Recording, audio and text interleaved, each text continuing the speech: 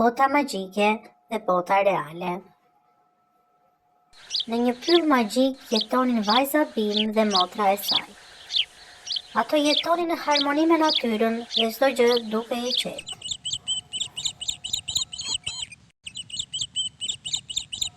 Një ditë, ndërsa po shëtisnin mes pemëve të larta dhe fluturave që ndriçonin si yje, ato panë një dritë të çuditshme në një vend të pyllit ku nuk kishin qenë kurrë më parë.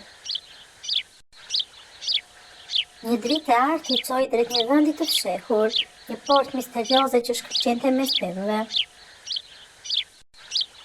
Kur e prekën portën, ajo u hap dhe gjithçka ndryshoi. Ato u gjendën në një botë të re, botën e njerëzve, dhe për herë të parë u shndruan në vajza normale. Rrugë, shtëpi dhe njerëz kudo, për herë të parë në jetën e tyre ato panë në një pasqyrë dhe kuptuan se ishin transformuar në vajza njerëzore. Shiko, sa shumë njerëz dhe sa gjëra të ndryshme. Po, dhe ato fruta që duken shumë të bukura. Ato u afruan te një dyqan i vogël me fruta shumë ngjyrëshe. Pas banakut ishte një vajzë e buzëqeshur. Përshëndetje, ju dukeni sikur jeni të reja këtu? Dy motrat u panë me njëra tjetrën. Po, është hera jone e parë këtu. Vajza buzëqeshi dhe mori 3 gota me lëng frutash të freskëta. Mirë se erdhët, provoni pak lëng frutash. Dy motrat buzëqeshën të lumtura. Faleminderit, je shumë e mirë.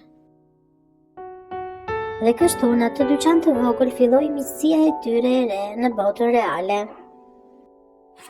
Në botën reale, dy motrat dhe shoqja e tyre e re filluan të zbulojnë shumë gjëra të reja.